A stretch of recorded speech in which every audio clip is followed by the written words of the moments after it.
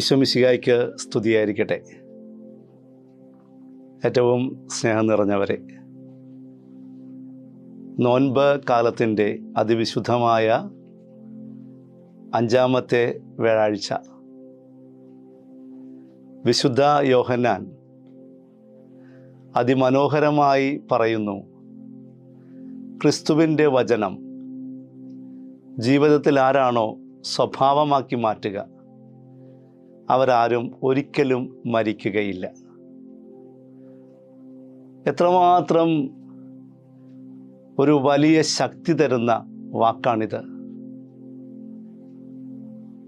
കത്തോലിക്ക തിരുസഭയെ സംബന്ധിച്ചിടത്തോളം ആ സഭയിലെ വിശുദ്ധരെ എല്ലാവരെയും ശക്തിപ്പെടുത്തിയ പ്രധാനപ്പെട്ട വാക്കുകൾ. ക്രിസ്തുവിൻ്റെ വചനം അതാരൊക്കെയാണോ ജീവിത സ്വഭാവമാക്കി മാറ്റുക, അവരാരും ഒരിക്കലും മരിക്കുകയില്ല. ഈ ലോകത്തിൻ്റെ അവസാനങ്ങൾക്കപ്പുറവും ജീവിക്കുവാനുള്ളത്ര പരിശുദ്ധിയേകുന്ന വിശുദ്ധമാണ് ആയ ക്രിസ്തുവചനങ്ങളെ നീ നിൻ്റെ നെഞ്ചോട് ചേർക്കാൻ വിശുദ്ധ യോഹന്നാൻ ഓർമ്മിപ്പിക്കുന്നു. സഭയുടെ ചരിത്രത്തിലെ സകല വിശുദ്ധരും ഇതുപോലെയല്ലേ ജീവിച്ചതും? അവർ മരണത്തിൻ്റെ തൊട്ടു മുൻപിൽ, കത്തുന്ന തീപ്പന്തങ്ങൾക്ക് മുൻപിൽ, ക്രൂരരായിട്ടുള്ള വന്യ മൃഗങ്ങളുടെ മുൻപിൽ, എന്തിനേറെ പറയുന്നു, ശരീരത്തെ, ഹൃദയത്തെ തുളച്ചു കയറാൻ വരുന്ന ആയുധങ്ങൾക്ക് മുൻപിൽ അവർ കർത്താവിൻ്റെ വചനവുമായി അചഞ്ചലരായി നിന്നു. അവർക്കുറപ്പുണ്ടായിരുന്നു, ഈ ലോകത്തിനപ്പുറം മരണങ്ങളില്ലാത്ത ലോകങ്ങൾക്ക് സ്വന്തമാകാൻ അവരുടെ ജീവിതത്തിന് കിട്ടുന്ന പാഥേയമാണ് ക്രിസ്തുവിൻ്റെ വചനം എന്ന്. അതുകൊണ്ടാണ് ജീവിതത്തിൻ്റെ പ്രയാസഘട്ടത്തിൽ ഈശോയുടെ വിശുദ്ധ വേദ പുസ്തകത്തെ ഇങ്ങനെ കയ്യിലെടുത്ത് പിടിച്ച് വിശുദ്ധ അഗസ്തീനോസ് പറയുന്ന സുന്ദരമായ പ്രാർത്ഥനയുണ്ട്.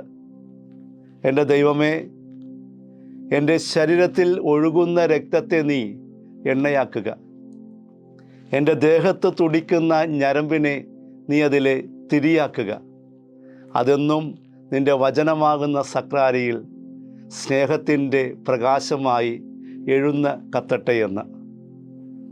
വചനം സ്വീകരിക്കുന്നവന് 6 അടി മണ്ണിനപ്പുറം ഉള്ള ജീവനാണ് ഏറ്റവും വലിയ സുഹൃതമായി മാറ്റപ്പെടുക.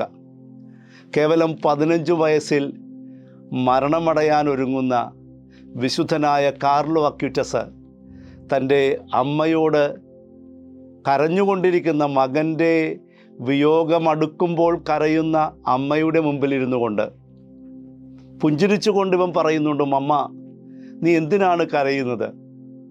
സ്വർഗത്തിലെ അസുലഭ കാഴ്ചകൾ കാണാൻ ഞാൻ പോകുമ്പോൾ നീ എന്തിനാണ് മമ്മ കരയുന്നത്?